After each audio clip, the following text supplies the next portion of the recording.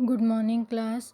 Today's topic is iso quant या फिर हम इसे कहते हैं इक्वल प्रोडक्ट कर्व एनालिसिस और हिंदी में इसे कहते हैं सम उत्पाद वक्र विश्लेषण। अब हम समझेंगे कि एक्चुअल में इक्वल प्रोडक्ट कर्व एनालिसिस है क्या, मीन्स आइसो क्वांट हम किसे कहते हैं और इसका फंक्शन क्या है और ये किस तरह से हमारे प्रोडक्ट से रिलेट करता है। सबसे पहले तो जो ये कंडीशन होती है इसमें हम क्या करते हैं, पर्टिकुलर दो प्रोडक्ट को मर्ज करते हैं और इस तरह से मर्ज करते हैं जिससे कि हमारा जो प्रोडक्शन है वो क्या हो, ज़्यादा से ज़्यादा हो। मीन्स हम एक ऐसे पॉइंट को एनालिसिस करते हैं जहाँ पे प्रोडक्शन के दो रिसोर्सेस को मर्ज करते हैं या उनके रेशियो में चेंजेस करते हैं, लेकिन जो प्रोडक्शन का लेवल है वो क्या रहता है, सबसे बेस्ट रहता है। उस कंडीशन को पता करने के लिए जो प्रोसेस हम फॉलो करते हैं उसे ही हम क्या कहते हैं, आइसो क्वांट कहते हैं। इसके थ्रू हम ये एनालिसिस करते हैं कि पर्टिकुलर अगर हम दो प्रोडक्ट को लेते हैं और उसको मर्ज करके या दो रिसोर्सेस लेते हैं और उसको मर्ज करके आपस में ये देखते हैं कि उसका कौन सा ऐसा रेशियो होगा जिसमें हमको बेस्ट से भी यानी बेस्ट हमारा रिज़ल्ट मिले। क्योंकि जब हम किसी में अपना कैपिटल लगाते हैं, इन्वेस्ट करते हैं, तो हम क्या चाहते हैं, उससे ज़्यादा से ज़्यादा हमें पॉजिटिव रिज़ल्ट मिले। तो उसके लिए हम जो एनालिसिस करते हैं उसमें से एक एनालिसिस आइसो क्वांट से रिलेटेड एनालिसिस भी है। इसमें हम क्या करते हैं, किसी भी प्रोडक्ट को इस तरह से एक दूसरे में के रेशियो में बांटते हैं जिससे कि हमें ज़्यादा से ज़्यादा क्या मिले, पॉजिटिव रिज़ल्ट मिले। फॉर एग्ज़ाम्पल जैसे कि अगर हमें चावल के 100 क्विंटल अपने जो भी आपका एरिया है उससे वहाँ पे आपको क्या करना है, अर्न करना है, तो उसमें आप क्या लगाओगे, लेबर लगाओगे और कैपिटल लगाओगे। ठीक है, ये दो मेन चीज़ें हैं। अब आप उसमें लेबर लगाओगे, कैपिटल लगाओगे, लेकिन लेबर और कैपिटल का कौन सा रेशियो आप यूज़ करोगे कि आपको ज़्यादा से ज़्यादा क्या मिले, बेस्ट रिज़ल्ट मिले। तो इस कंडीशन का एनालिसिस करने के लिए हम क्या करेंगे, इसको अलग अलग कंडीशन में एनालिसिस करेंगे कि पर्टिकुलर कौन सी कंडीशन होगी जिसमें हमें प्रोडक्शन सबसे ज़्यादा मिलेगा, या आइसो क्वांट कर्व हमको कहाँ पे मिलेगा, जिस लेवल पर अगर हम इन दोनों में यानी इन दोनों के रेशियो में, किन दोनों के रेशियो में, जो लेबर है और कैपिटल है, इन दोनों के रेशियो में इस तरह से चेंजेस करें कि हमको ज़्यादा से ज़्यादा क्या मिले, उस कर्व के अकॉर्डिंग एक जैसा ही रिज़ल्ट मिले। मीन्स रिज़ल्ट में कहीं पे भी कोई जो है वो चेंजेस ना आए।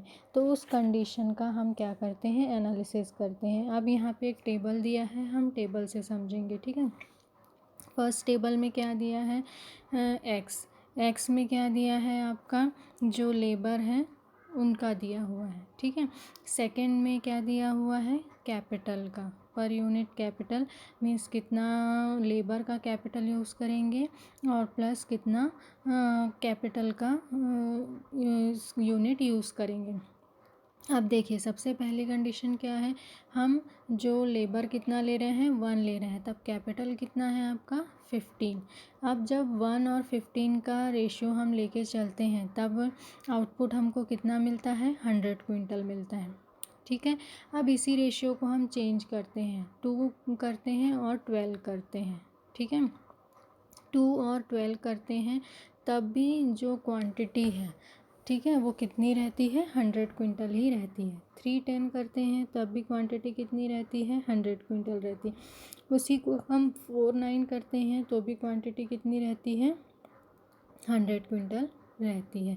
मीन्स यहाँ पे हम कंटिन्यूएशन में क्या कर रहे हैं, जब लेबर कम था तो क्या था, कैपिटल ज़्यादा था। उसके बाद जब हम जैसे जैसे लेबर इंक्रीज़ करते हैं वैसे वैसे हमारा कैपिटल क्या होते जाता है, कम होते जाता है। मीन्स दोनों का अगर हम एक साथ कंडीशन निकाले तो दोनों का आंसर हमेशा क्या आएगा, एक आएगा। लेकिन हम यहाँ पे कर क्या रहे हैं कि दोनों की सिर्फ क्वांटिटी में के रेशियो में चेंजेस कर रहे हैं। मीन्स इधर एक बढ़ा रहे हैं तो उधर एक उसके अकॉर्डिंग क्या कर रहे हैं, कम कर रहे हैं। तो ये कंडीशन ही मेनली हम एनालिसिस करते हैं किसमें, आइसोक्वांट में। इसके थ्रू हम ये पता करते हैं कि पर्टिकुलर जो कंडीशन है वो कौन सी है और जहाँ पे हमें प्रॉपर एक लाइन मिले। ठीक है, जैसे कि यहाँ पे ग्राफ में दिया है, आप ग्राफ में देख रहे हैं, एक है ओ एक्स लाइन और एक है O Y line. O Y किसको प्रेजेंट कर रहा है, कैपिटल को। ओ एक्स किसको प्रेजेंट कर रहा है, आपके लेबर को।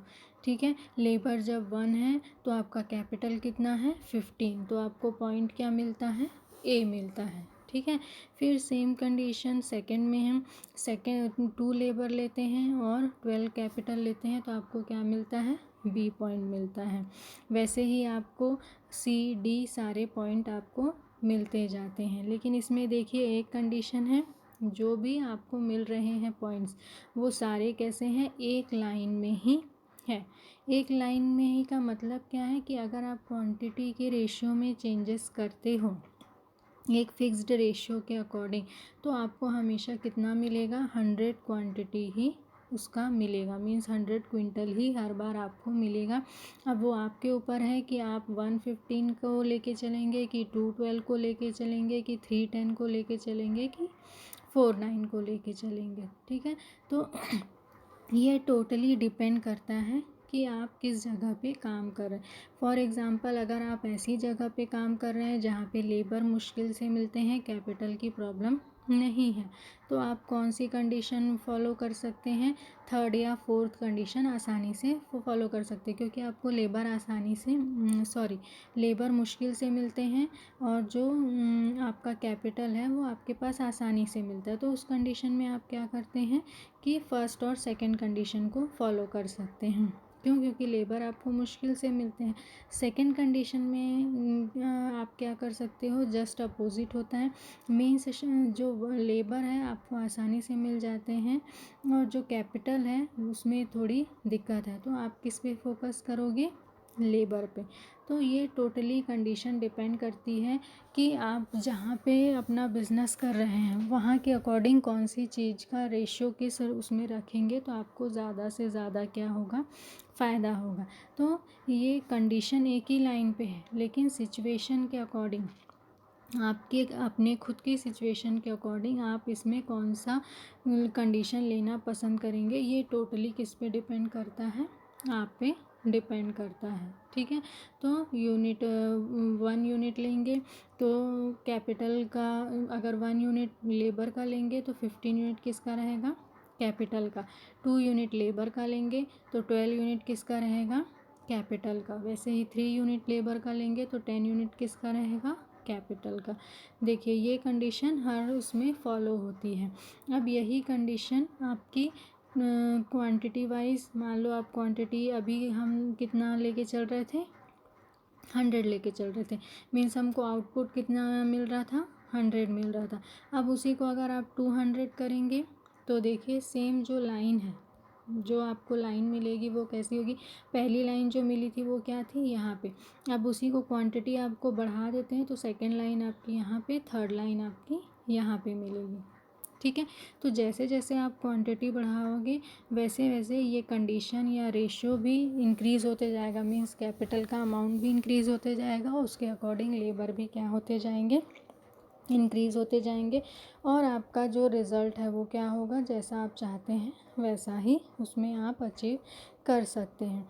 तो ये टोटली डिपेंड करता है कि आप किस तरह का बिज़नेस कर रहे हैं और उसके लिए जिस तरह के लोग चाहिए या जिस तरह का कैपिटल आप रिक्वायर चाहिए, दोनों में से क्या कंडीशन आपकी ईजी वे पे अप्लाई होती है। अब हम समझेंगे कि जो कंडीशन है, थर्ड कंडीशन जो रेशियो वाली कंडीशन है, ठीक है, ये रेशियो किस तरह से आ रहा है। इस कंडीशन में आप देखेंगे कि पर्टिकुलर हम क्या ले रहे हैं, एक लेबर ले रहे हैं और एक जो है वो आपका क्या ले रहे हैं, कैपिटल ले रहे हैं, और दोनों का रेशियो कंटिन्यूएशन में चेंज करते भी हैं तो भी हमको कितना मिलता है, 100 क्विंटल हर बार में मिलता है। क्यों? क्योंकि जो ग्राफ हमने देखा था उसमें जो सिंगल लाइन हमको मिलती है वो बिल्कुल एक ही इसमें रहती है, जो हमको हर कंडीशन में क्या देती है, 100 क्विंटल राइस अर्न करने की कैपेसिटी देती है, चाहे ए कंडीशन हो, बी कंडीशन हो, सी कंडीशन हो या डी कंडीशन हो। मीन्स उसमें सिर्फ हम क्या चेंज कर रहे हैं, लेबर और कैपिटल की जो कंडीशन है उसको हम क्या कर रहे हैं, चेंज कर रहे हैं। अब इस जो लेबर और इसकी कंडीशन है इसको जब हम चेंज करते हैं तो उसका इफ़ेक्ट हमको एज अ रेशियो यहाँ पे दिखाई देता है। अब ये रेशियो कैसे आया इसका एनालिसिस हम करेंगे। अब देखो, फर्स्ट में कोई रेशियो नहीं था, नील था, क्योंकि वहाँ पे कंडीशन क्या थी, हमने उसके पहले कोई भी कंडीशन अप्लाई नहीं की थी। सेकंड में देखो रेशियो क्या आ रहा है, 3:1 आ रहा है। मीन्स अब ये 3:1 कहाँ से आया, 3 कहाँ से है, 15 और 12। पहले जो कैपिटल 15 था अब वो कितना हो गया, 12। दोनों का डिफरेंस कितना है, 3। लेबर पहले 1 था, अभी कितना हो गया, 2। इंक्रीज़ हो गया, कितने से इंक्रीज़ हो गया, 1 से। तो इसलिए कैपिटल को जो रिप्लेस करने की कंडीशन है, किससे रिप्लेस कर रहे हैं, लेबर से। मीन्स 3 पॉइंट कैपिटल का कम होता है तो 1 पॉइंट लेबर का क्या होता है, इंक्रीज़ होता है। ये हो गई आपकी फर्स्ट कंडीशन, मीन्स ए से बी की कंडीशन। ठीक है। अब बी से सी की कंडीशन, बी से सी में जब आप आते हैं तो आप देखते हैं कि जो जो लेबर है वो कितना था, 2 था। सी में आया तो कितना हो गया, 3 आ गया। मीन्स अभी भी लेबर के बीच का जो डिफरेंस है वो कितना है, 1 है। ठीक है। उसके बाद कैपिटल देखिए, कैपिटल पहले कितना था, 12, अब कितना हो गया, 10। ठीक है। मीन्स कैपिटल जो पहले 12 था अब 10 हो गया। मीन्स दोनों के बीच का डिफरेंस कितना है, 2 है। ठीक है। तो आपको क्या मिल गया, 2:1। मीन्स कैपिटल के बीच का जो डिफरेंस है वो क्या होते जा रहा है, कम होते जा रहा है। अब थर्ड कंडीशन में हम किसका एनालिसिस करेंगे, सी और डी का। लेबर में फिर एक इंक्रीज़ हुआ और कैपिटल के बीच का भी डिफरेंस अब कितना है, 1। मतलब दोनों के बीच का जो डिफरेंस है या रेशियो है वो कैसा हो गया, 1:1। मीन्स जैसे जैसे आप जो रेशियो है उसको चेंज करते जाओगे तो जो कंडीशन अराइज होगी वो किसके अकॉर्डिंग होगी, टोटली जो आपका कैपिटल और लेबर के बीच का डिफरेंस है उसके अकॉर्डिंग। यानी हर एक सिचुएशन में पहले स्टेप में क्या उसकी कंडीशन थी दोनों की, दूसरे सेकंड स्टेप पे दोनों की क्या कंडीशन थी, थर्ड स्टेप पे दोनों की क्या कंडीशन थी।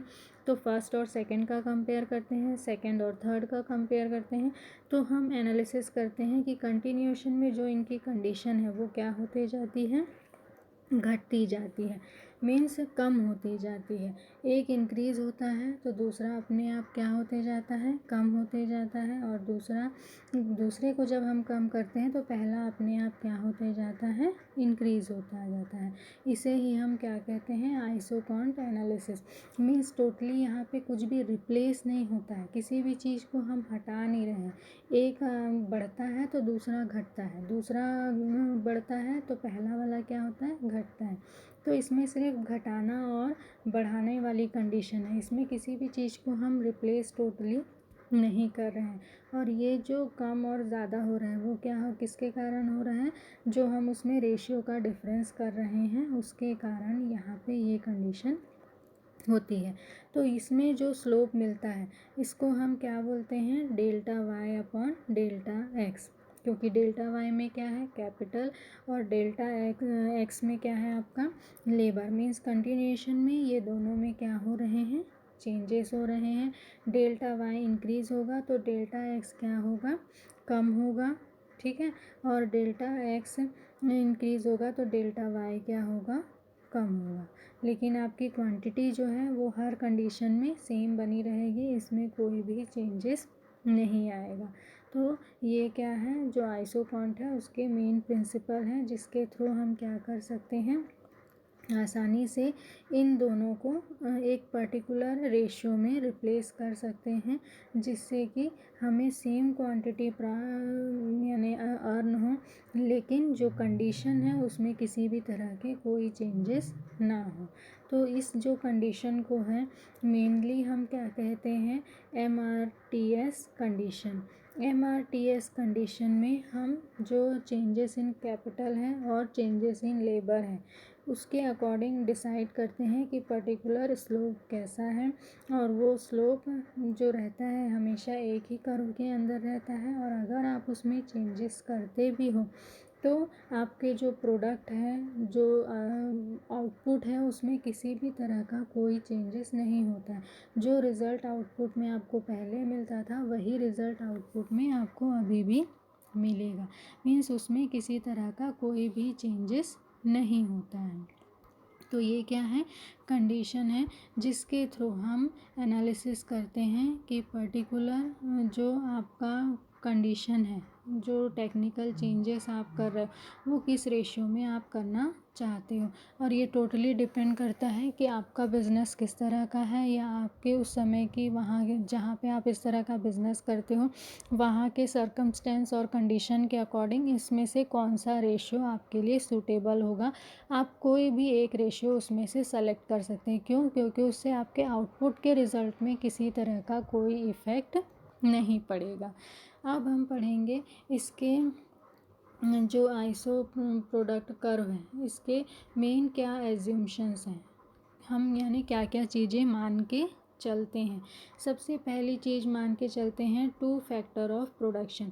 मीन्स हम सिर्फ कितने फैक्टर पे फोकस करते हैं, केवल 2 फैक्टर पे ही फोकस करते हैं। जैसे अभी तक मैंने जितने एग्जांपल बताए उसमें 2 ही फैक्टर थे, एक लेबर था और दूसरा क्या था, कैपिटल। ऐसे ही किसी भी 2 मेन फैक्टर को लेकर हम आगे बढ़ते हैं, सारी चीज़ों को एक साथ लेके आगे नहीं बढ़ते हैं। कांस्टेंट टेक्निक, कांस्टेंट टेक्निक में क्या मान लिया जाता है कि सारी चीज़ें क्या है, स्टेबल है, मीन्स अनचेंजेबल है। ठीक है, क्यों? क्योंकि इकोनॉमिक में क्या होता है, हर कंडीशन कंटिन्यूएशन में चेंज होता रहता है। अगर हम उसके अकॉर्डिंग चलेंगे तो ये प्रिंसिपल्स टोटली सही नहीं बैठेंगे। तो इसलिए हम बाकी की सभी चीज़ों को इसमें क्या मान लेते हैं, कांस्टेंट मान लेते हैं। और फिर कांस्टेंट मान के जब आप इस कंडीशन को अप्लाई करते हो तो जो आपको रेशियो है वो कैसा मिलता है, एक लेवल में मिलता है, मीन्स एक कर्व में मिलता है। डिविजिबल फैक्टर, डिविजिबल फैक्टर में मीन्स इसको छोटे छोटे पार्ट में बांटा जा सकता है। जैसे कि हम उसका रेशियो चेंज कर रहे हैं, तो रेशियो चेंज कर रहे हैं मीन्स हम उसको पार्ट में बांट सकते हैं। 2 लेबर ले रहे हैं तो कैपिटल कितना ले रहे हैं, 12 ले रहे हैं, ठीक है, या 10 ले रहे हैं। या अगर 1 कैपिटल है, 1 लेबर है तो कैपिटल आपका कितना है, 15 है। तो ये सारी कंडीशन किसके अकॉर्डिंग है कि हम मान के चल रहे हैं कि ये सारी चीज़ें क्या है, डिविजिबल हैं। मान लो इसी की जगह पर्टिकुलर हम एक मशीन या प्लांट ले लेते हैं और उसको हम डिविजिबल की कंडीशन में लाने की सोचते हैं, तो वो कंडीशन पॉसिबल नहीं है। तो जो भी हम लेते हैं सोर्स, वो कैसा होना चाहिए, ये मान के चलना चाहिए कि वो टोटली क्या है, डिविजिबल है। फिर ideal combination, ideal combination means जो भी आप कंडीशन लेते हो वो कैसा होना चाहिए, टोटली आइडियल होना चाहिए। जैसे हमने क्या लिया था, लेबर और कैपिटल को लिया था। तो इस तरह का कोई मेन जो आपके प्रोडक्ट से रिलेटेड मेन कंडीशन है उसी को लेके आप आगे बढ़ेंगे तो आपको रिज़ल्ट ज़्यादा से ज़्यादा क्या मिलेंगे, पॉजिटिव मिलेंगे। और फिर अगर आप उसको फॉलो करेंगे तो एक्चुअल में और स्टैंडर्ड में बहुत ज़्यादा डिफरेंस नहीं होगा। तो ये क्या है, इसके मेन एज्यूम्शन या कह सकते हैं मान्यताएं। तो ये है आपका आइसो क्वांट। अभी सिर्फ मैंने इसके शुरुआत के बारे में बताया है, आगे इसमें और भी कंडीशन अप्लाई हैं जो मैं आगे के वीडियोज़ में बताऊँगी। Thank you.